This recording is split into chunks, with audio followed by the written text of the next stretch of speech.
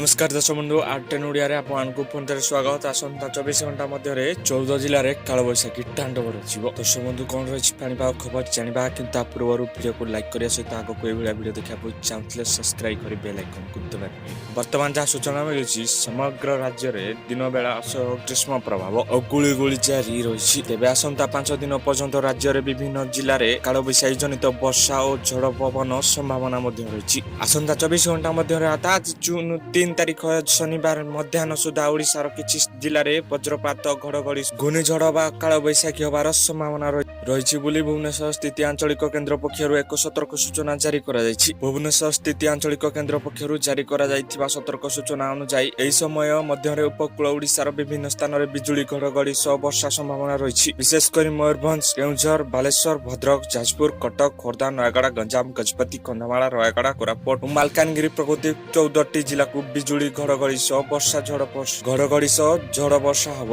एवं कालबैशाखी समय सब जिले में पवन बहिबार संभावना रही।